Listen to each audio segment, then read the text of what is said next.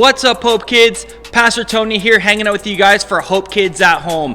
If this is your first time here, I just want to say I'm so glad that you're checking us out, and I hope that you guys have an awesome time with Hope Kids at Home. Well, if you joined us last week for Easter, you know we're talking about peace all month long. Peace is proving you care more about each other than winning an argument. More importantly, proving you care more about each other. That means focusing on others more than yourself. And as you can see from the theme, it's all about bridges. You see, with a bridge, it involves two sides coming together to join whatever it is in the middle. And that for us, it means coming together for problem solving or conflict resolution, or to come up with any solution that we have disagreements. Ultimately, that middle is a peaceful solution to whatever we are going through.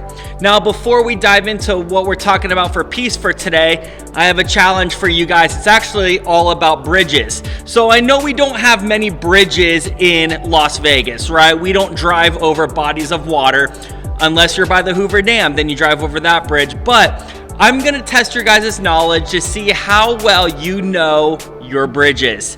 And I know you may be thinking, why are we doing a quiz on bridges? Because that's our theme for the month. So I have 10 questions for you guys all about bridges. Let me know your right answer, and we'll have a prize for the winner who gets the most answers correct. So 10 questions are gonna come on up. Do your best, fill out the form in the Hope Kids virtual room for Hope Kids game week 2. Look for that option, click on that, that'll take you to our answer form, and then I'll see you guys after the game is done.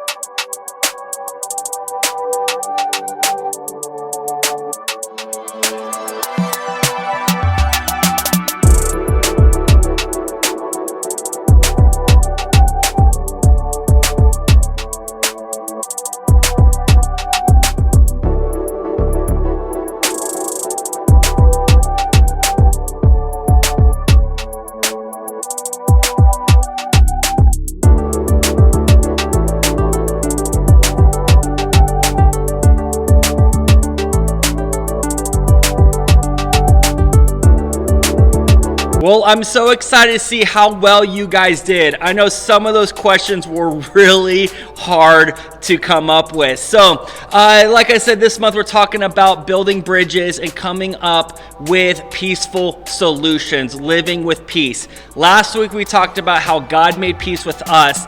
This week we're talking about how we can make peace with others. So, we are going to look at one of Paul's letters for today. It's actually just one verse that we're going to be focusing on about how we can live with peace with one another. So go ahead and check out the So-and-So Show, and I'll see you guys after the video is done.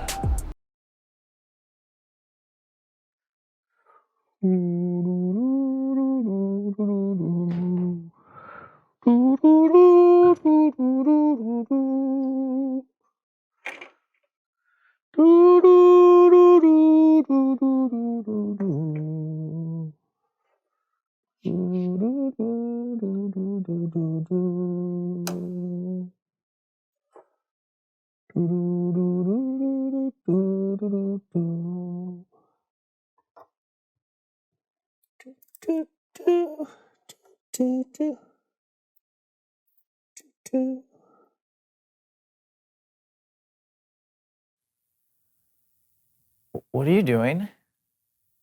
I'm building a bridge. The waters are troubled. Cuckoo-ca-choo, doo-doo-doo-doo-doo, doo-doo-doo.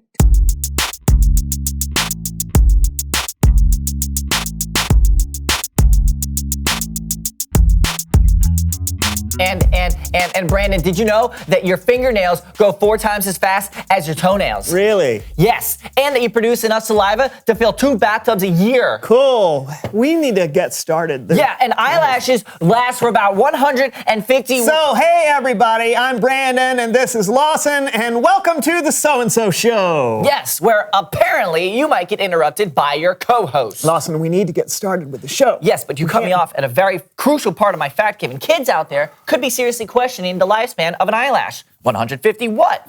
Hours? Years? They don't know, Brandon. It's 150 days, by the way. Eyelashes last for 150 days. Great. Are you done? Yes. Thank you.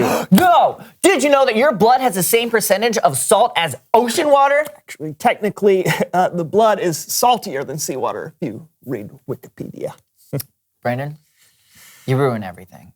Yeah, well, your facts aren't interesting. Yeah, well, neither are your shoes. You don't even know what shoes I'm wearing. I don't need to. Please welcome someone who knows stuff.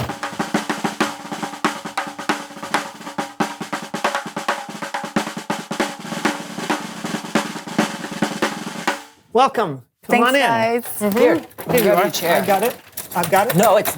Have a seat. You sit here.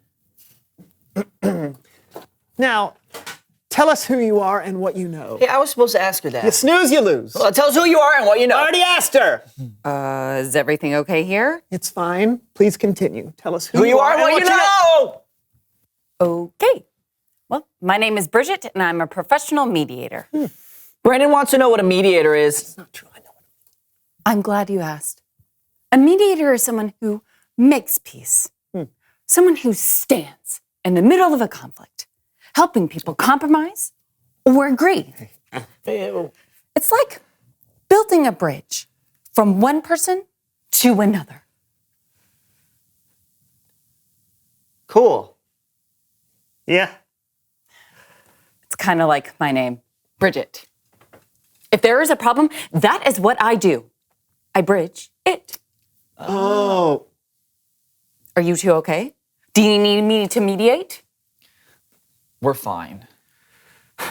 How does mediating work exactly? I'll show you. Let's bridge it. You have to clean your room before we watch the movie. But I can't do it in time. Why do we always have this argument? Both of you. You can pretend you're a hero with super speed to clean your room lightning fast. And then you can wait until she's done before you start the movie.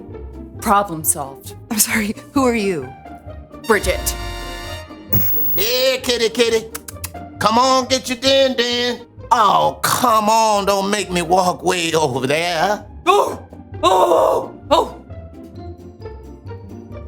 Bridget. Give it to me. It's mine. Nuh-uh, I'm the one who found it. Yeah, but I picked it up first. Yeah!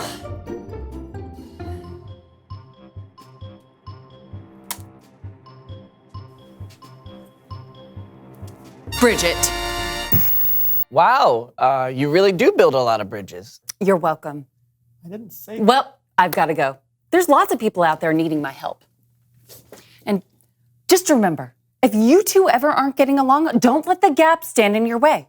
All you have to do is just... Bridget? That's my name. Bridget.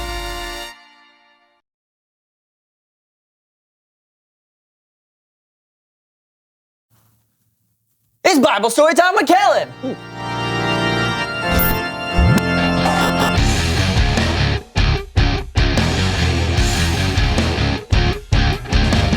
Hey, Kellen. Hey guys, today's Bible story is a great one, so let's hop right to it. The verse is Colossians chapter 3, verse 15. Paul wrote, "Let the peace that Christ gives rule in your hearts. As parts of one body, you were appointed to live in peace and be thankful." Back to you guys. Back to us? What do you mean? That was like 2 sentences. 3 sentences, actually. But yes, sometimes one little verse in the Bible can pack a whole lot into it. Okay, but... You want to unpack it? That would be great. Here it is again. Let the peace that Christ gives rule in your hearts. As parts of one body, you were appointed to live in peace and be thankful. It's like this. Meet Brian and Ava. Where's my notebook? I didn't take it. Well, I can't find it anywhere. That's not my fault. If I don't find that notebook by tomorrow, I'm going to get a 0 on my homework. Aw, bummer for you. I'm going to play with my friends. Goodbye. Freeze! Brian and Ava are brother and sister, but sometimes, and I don't know if this happens to you, but sometimes brothers and sisters fight. They're not at peace. So what would happen if they let the peace that Christ gives rule in their hearts? Rewind! Where's my notebook? I haven't seen it. Well, I can't find it anywhere. Have you checked the kitchen? Yes, but if I don't find that notebook by tomorrow, I'm going to get a 0 on my homework. Well, I was going to play outside with my friends, but I guess I can help you look instead. Thanks, Brian. See the difference? Instead of letting anger and fear be in charge, they let peace take over.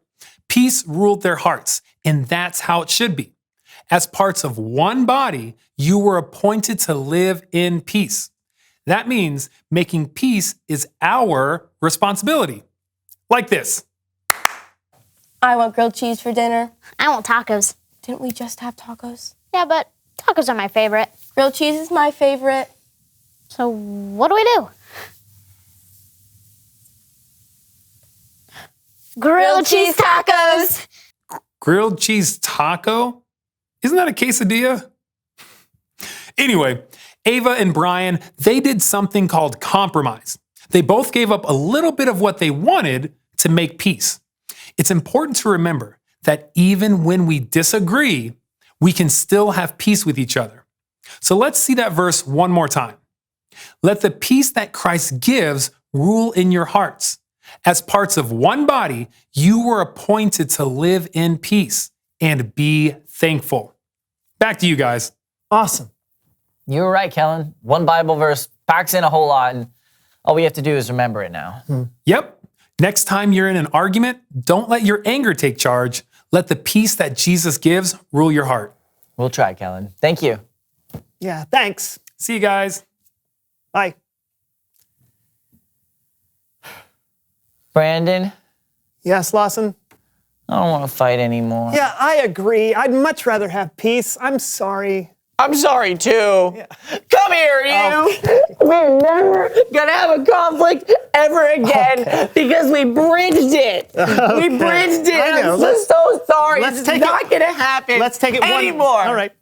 Let's take it one episode at a time, if that's all right. Okay. Yeah. Reveal the question.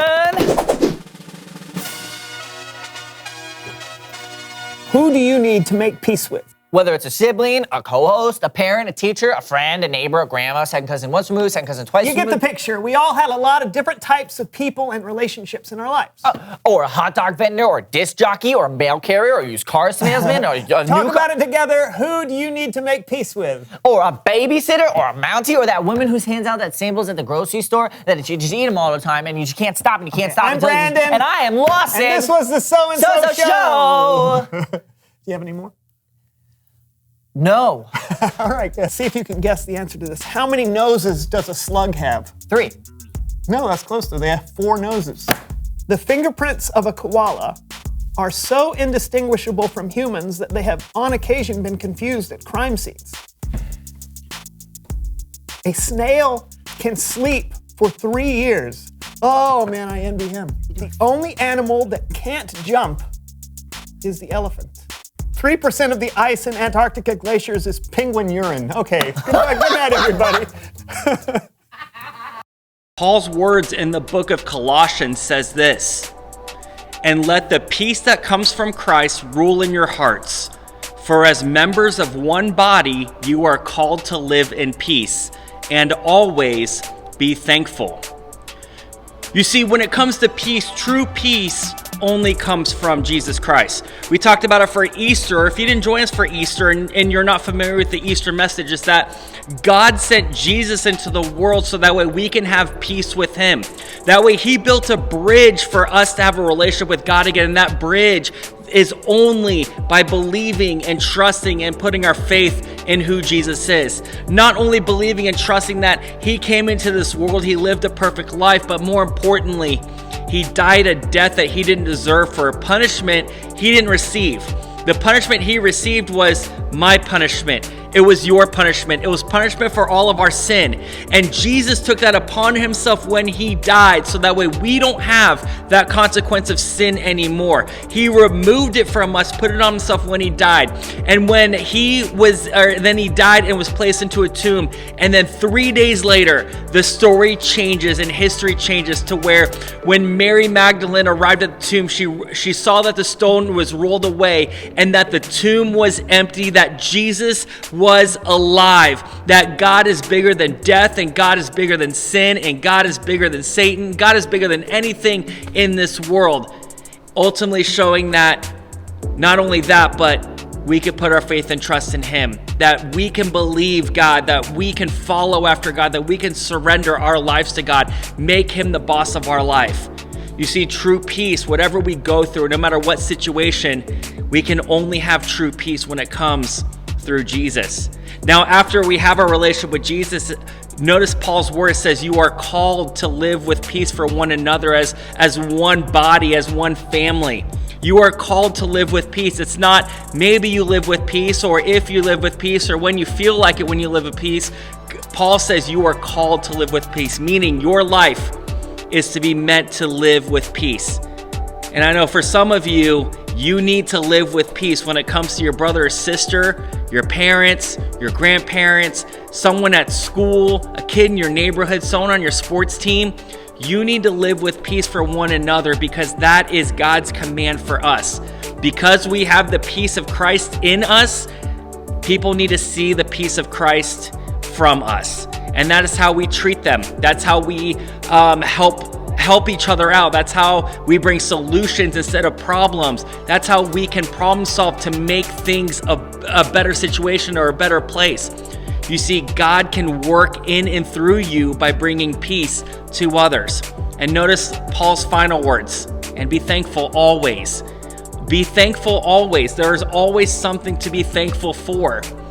And when you're always thankful for something, that means you have true peace in your heart. So Hope Kids, that's our challenge for you this week, is for you to make peace with others, remembering that God made peace with you by sending Jesus, and because of that, you can make peace with one another. So who do you need to make peace with this week? Find a way for you to practice peace, to live that out with that person. So that's my challenge for you this week.